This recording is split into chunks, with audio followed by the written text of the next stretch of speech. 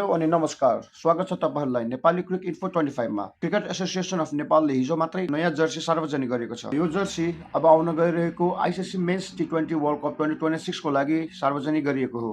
यो जर्सीको video हेर्नुहोस् र भन्नुहोस् तपाईलाई कस्तो लागेको छ यो नयाँ जर्सी। प्लिज आफ्नो कमेन्ट व्यक्त गर्नुहोला।